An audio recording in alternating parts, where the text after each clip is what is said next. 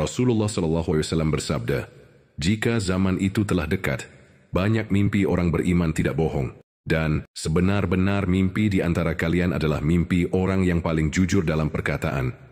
Dan mimpi seorang muslim adalah satu dari 46 bagian kenabian." Bagi kalian yang memiliki mimpi terkait perjuangan atau kemaslahatan umat, silahkan hubungi nomor yang tertera. Terima kasih. Aku melihat perang ini berulang kali di mimpiku. Perang ini dipaksakan atas Pakistan, dan kami mempertahankan negara kami dan Islam. Itu merupakan perang yang sangat besar dan terburuk melawan Islam di dunia. Itu bukan hanya perang untuk mempertahankan Pakistan, tapi juga perang untuk mempertahankan Islam. Karena sebelum peperangan ini, dua kastil, benteng utama dan terkuat Islam, yaitu Turki dan Saudi Arabia, telah dihancurkan. Sejak itu, Pakistan sudah menjadi kastil terakhir Islam. Karena itu, sangat penting untuk membela Pakistan untuk menyelamatkan Islam. Sebelum perang ini, Allah menyebarkan berita tentang mimpiku kepada ketua tentara Pakistan. Dan Nabi Muhammad SAW juga memberikan dia kesaksian tentang mimpi-mimpiku, bahwa Qasim tidak berbohong kepada siapapun mengenai mimpi-mimpinya, dan mimpi-mimpinya adalah benar, dan mimpi itu adalah dari Allah. Tentara dan orang-orang Pakistan mengambil langkah berani untuk menyelamatkan Islam dan Pakistan.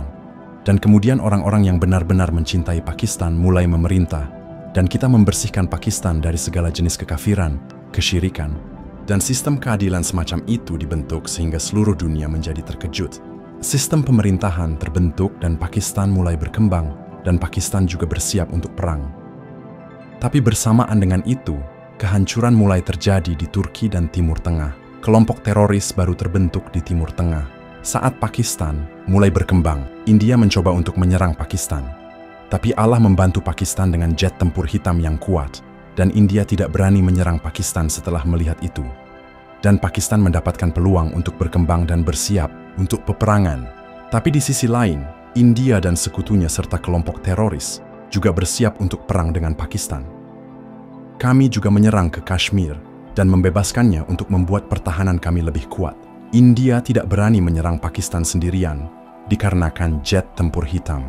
Setelah melihat jet tempur hitam tersebut, banyak Muslim dari seluruh dunia datang ke Pakistan dan memulai tugas mereka untuk membangun kembali Islam.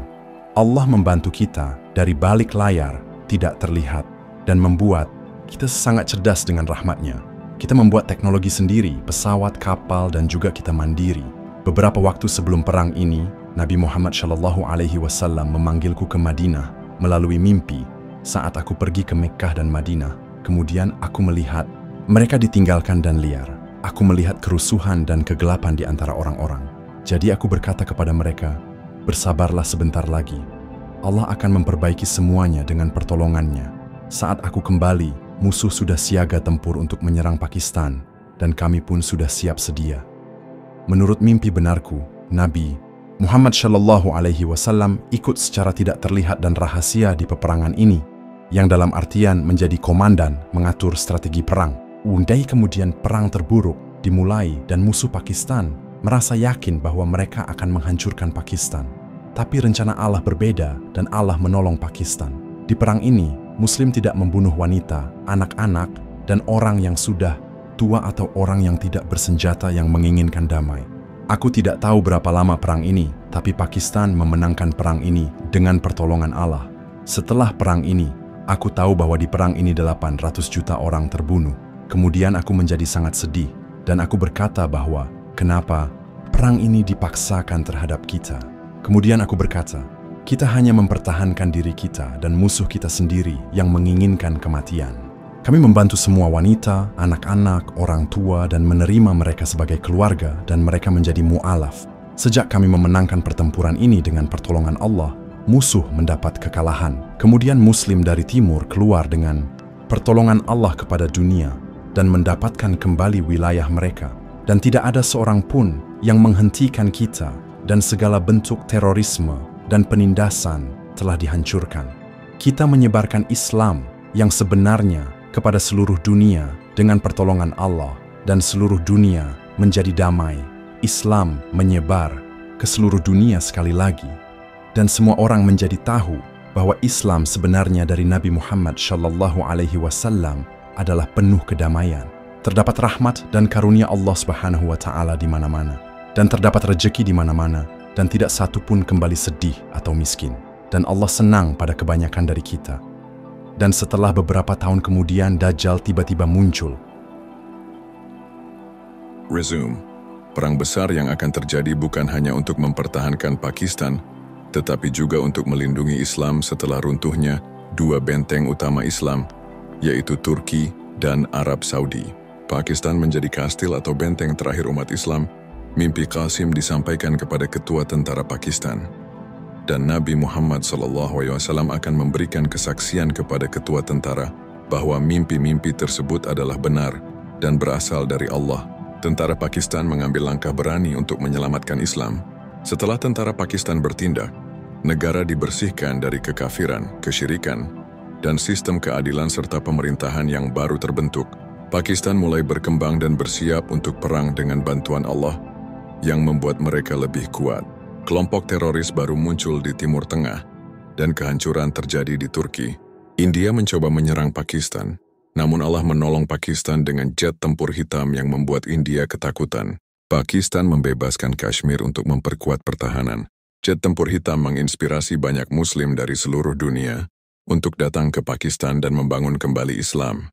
Pakistan mulai mandiri dalam teknologi, termasuk pesawat dan kapal. Dalam mimpi, Nabi Muhammad SAW memanggil Qasim ke Madinah. Setelah Qasim kembali, musuh sudah siap menyerang Pakistan. Namun Allah menolong Pakistan dengan strategi yang tidak terlihat. Nabi Muhammad SAW turut terlibat dalam perang ini secara rahasia sebagai komandan strategi. Perang Dunia III termasuk Ghazwatul Hind merupakan pertumpahan darah besar, dengan jumlah korban akan mencapai angka 800 juta jiwa. Pakistan memenangkan perang ini dengan pertolongan Allah. Setelah perang, umat Islam membantu wanita, anak-anak, orang tua, dan mereka yang ingin hidup damai. Terorisme dan penindasan dihancurkan, dan Islam yang sejati menyebar ke seluruh dunia, membawa kedamaian. Dunia menjadi damai dengan Islam yang terus menyebar, membawa rahmat dan karunia Allah serta rejeki bagi semua orang. Semua orang hidup dalam kedamaian dan kebahagiaan, dan Allah senang dengan kebanyakan dari kita. Beberapa tahun setelah kemenangan, tiba-tiba Dajjal muncul.